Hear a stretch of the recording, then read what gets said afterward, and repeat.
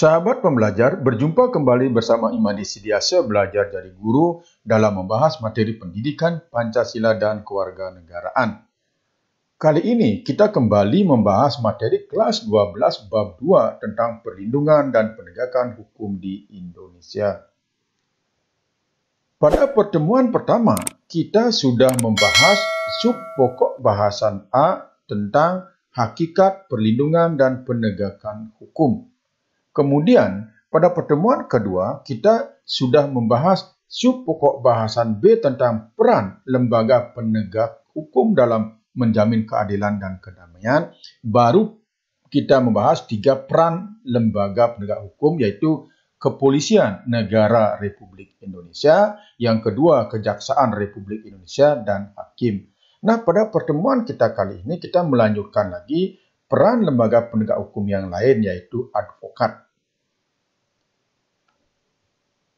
Yaitu yang keempatnya adalah peran advokat dalam penegakan hukum. Advokat itu adalah orang yang berprofesi memberi jasa hukum, baik di dalam maupun di luar pengadilan. Jasa hukum yang diberikan berupa memberikan konsultasi hukum, bantuan hukum, menjalankan kuasa, mewakili, membela, mendampingi, dan melakukan tindakan hukum untuk kepentingan masyarakat pencari keadilan, termasuk usaha memberdayakan masyarakat dalam menyadari hak-hak fundamental mereka di depan hukum demi tegaknya keadilan. Siapa saja yang boleh menjadi advokat harus memenuhi syarat-syarat advokat. Syarat menjadi advokat di Indonesia sudah diatur di dalam Undang-Undang Republik Indonesia Nomor 18 Tahun 2003 tentang advokat, yaitu pada pasal 3. Dalam pasal 3 itu disebutkan syarat menjadi advokat yang pertama itu harus warga negara Indonesia. Yang kedua, bertempat tinggal di Indonesia. Yang ketiga, tidak berstatus sebagai pegawai negeri atau pejabat negara. Yang keempat, berusia sekurang-kurangnya 25 tahun. Yang kelima, berijazah sarjana yang berlatar belakang pendidikan tinggi hukum. Yang keenam, lulus ujian yang diadakan oleh organisasi advokat. Kemudian yang kedelapan, magang sekurang-kurangnya 2 tahun terus-menerus pada kantor advokat. Yang ke-9, tidak pernah dipidana karena melakukan tindak pidana kejahatan yang diancam dengan pidana penjara 5 tahun atau lebih. Dan yang terakhir, berperilaku baik, jujur, bertanggung jawab, adil, dan mempunyai integritas yang tinggi. Tugas advokat tidak lain adalah membuat dan mengajukan gugatan, jawaban, tangkisan, sangkalan, memberi pembuktian, mendesak segera disidangkan atau diputuskan perkaranya, dan lain sebagainya. Kemudian dalam melaksanakan profesinya, advokat punya hak. Hak advokat itu adalah: 1. Advokat bebas mengeluarkan pendapat atau pernyataan dalam membela perkara yang menjadi tanggung jawabnya di dalam sidang pengadilan, dengan tetap berpegang pada kode etik profesi dan peraturan perundang-undangan. Kemudian advokat bebas dalam menjalankan tugas profesinya untuk membela perkara yang menjadi tanggung jawabnya, dengan tetap berpegang pada kode etik profesi dan peraturan perundang-undangan. Yang ketiga, advokat tidak dapat dituntut baik secara perdata maupun pidana dalam menjalankan tugas profesinya dengan etikat baik untuk kepentingan pembelaan klien dalam sidang pengadilan. Setelah itu, advokat berhak memperoleh informasi, data, dan dokumen lainnya baik dari instansi pemerintah maupun pihak lain yang berkaitan dengan kepentingan tersebut yang diperlukan untuk pembelaan kepentingan kliennya sesuai dengan peraturan perundang-undangan. Kemudian, advokat berhak atas kerahasiaan hubungannya dengan klien, termasuk perlindungan atas berkas dan dokumennya terhadap penyitaan atau pemeriksaan dan perlindungan terhadap penyadapan atas komunikasi elektronik advokat. Setelah itu, advokat tidak dapat diidentikan dengan kliennya dalam membela perkara klien oleh pihak yang berwenang dan atau masyarakat.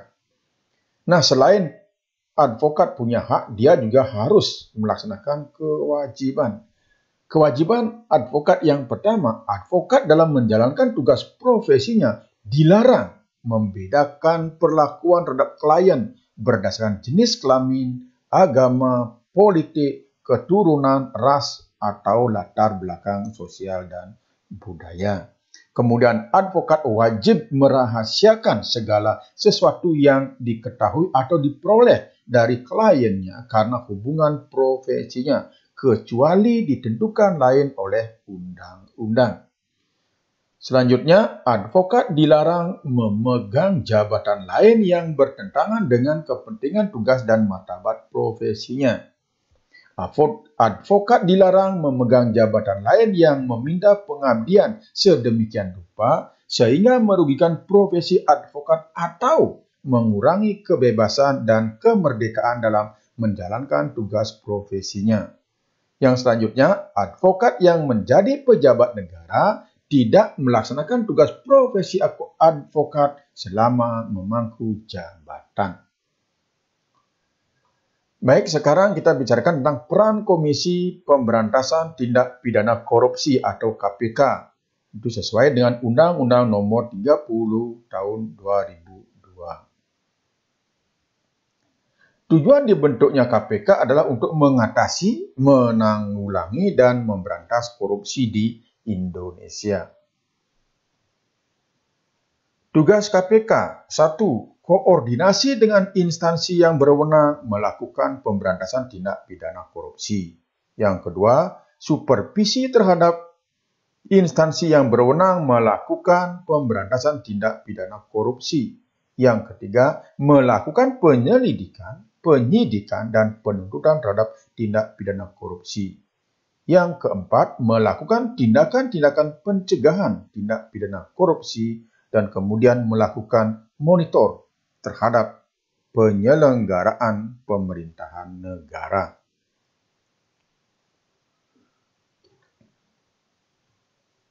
Sekarang wewenang KPK. 1. Mengkoordinasi penyelidikan, penyidikan, dan penuntutan tindak pidana korupsi.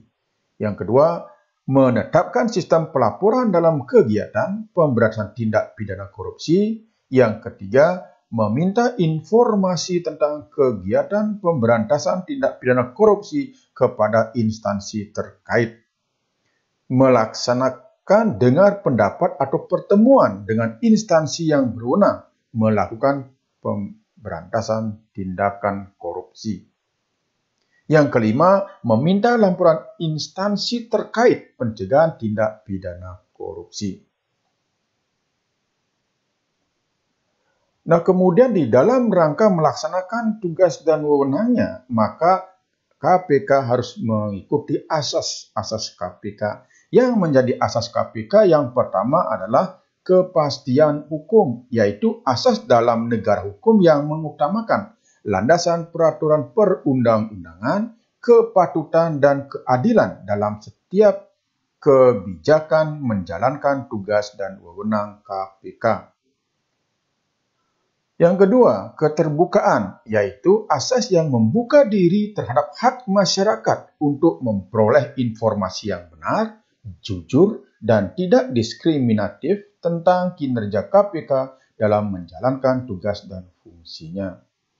Yang ketiga, akuntabilitas, yaitu asas yang menentukan bahwa setiap kegiatan dan hasil akhir kegiatan KPK harus dapat dipertanggungjawabkan kepada masyarakat atau rakyat sebagai pemegang kedaulatan tertinggi negara sesuai dengan peraturan perundang-undangan yang berlaku. Yang keempat, kepentingan umum. Maksudnya, asas yang mendahulukan kesejahteraan umum dengan cara yang aspiratif, akomodatif, dan selektif. Dan yang terakhir, proporsionalitas, yaitu asas yang mengutamakan keseimbangan antara tugas, wewenang, tanggung jawab, dan kewajiban KPK. Baik, demikian sahabat pembelajar yang bisa saya sampaikan untuk pertemuan yang terakhir membahas materi kelas 12 bab 2. Sampai jumpa lagi pada materi berikutnya, semoga bermanfaat.